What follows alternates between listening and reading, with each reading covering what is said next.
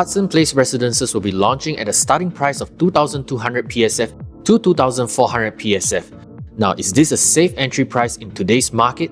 Let us find out today.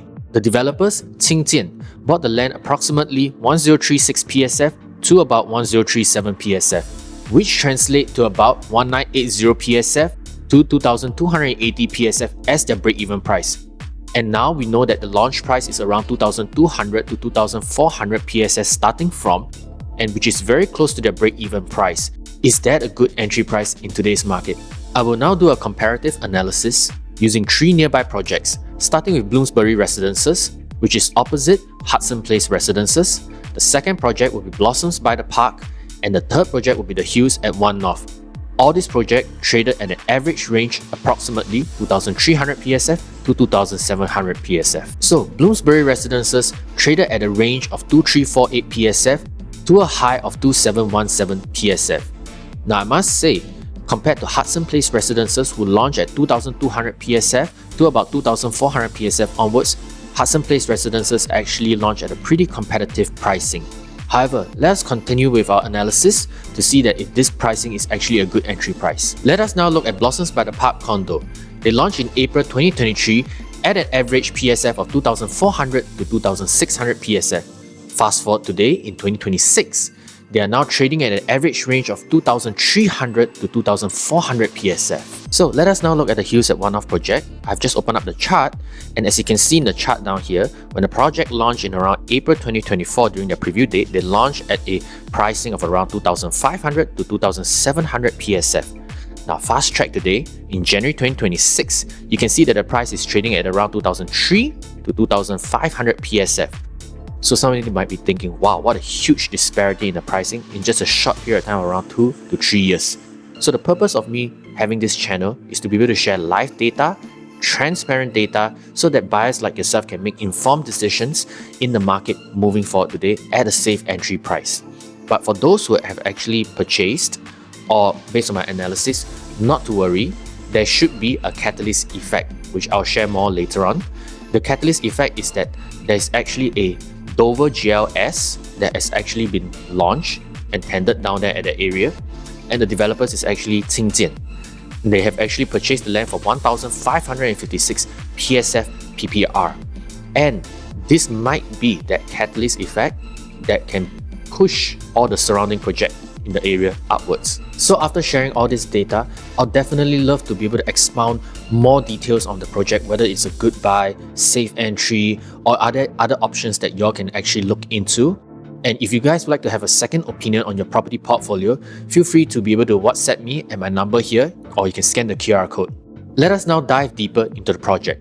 Hudson Place Residences is a 99-year leasehold project which will TOP 30th September 2029. Now, I'd like to highlight and bring to attention that this project has 327 units in total and only 134 car park lots. So this might not be a 1-to-1 car park ratio. Alright, as we look at the unit mix, we can see that Hudson Place Residences has dedicated more than 50% of the development to 2-bedroom layout. What does this mean? This means that the development is trying to attract more investors than homestay buyers. So now let's have a quick look at the artist's impression. Looks very beautiful. And now we'll touch base on the site plan. So if you look at the site plan, Stack 3, Stack 4, Stack 5 and Stack 6 will be overlooking the Infinity Studios. So if it's on the lower floor, and from what I understand, because I went down there and I want to check it out, the highest floor should be around, but don't reference me, should be around 9th to 10th floor. So if anything should clear above the 10th floor, at least higher than 10th floor, you should be able to get a nice port view or sea view. So now looking at the drone view, now you can see down here, there's actually very nice port view and also a sea view as well. So you should try to at least select a unit that will clear the Infinity Studios so you can have this nice unblocked view.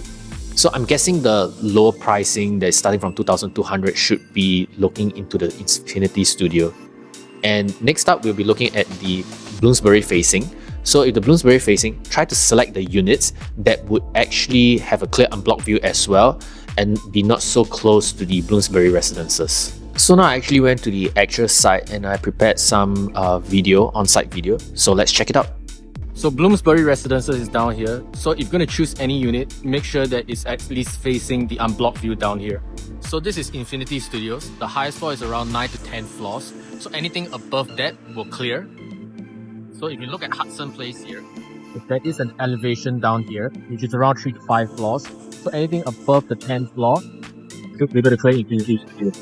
Let us now look at the floor plans. And for a general rule of thumb, for example, a 2-bed premium versus a 2-bed plus study, I would generally prefer a 2-bedroom premium. The reason is because the additional study that you purchase might be substantially more expensive, unless the gap between the 2-bed premium and the study is not very far off. So if you look at the 3-bedroom premium, 3-bedroom deluxe, and 3-bedroom study, I would prefer the premium and the deluxe. And for this floor plan specific, I'll say the deluxe is probably more preferred because it has a shorter walkway and lesser space wastage. Finally, if you enjoyed my review, do give me a thumbs up, subscribe, and of course, if you'd like to have a second opinion on your property portfolio, do feel free to reach out my WhatsApp here and scan the QR code to be able to get to know me directly.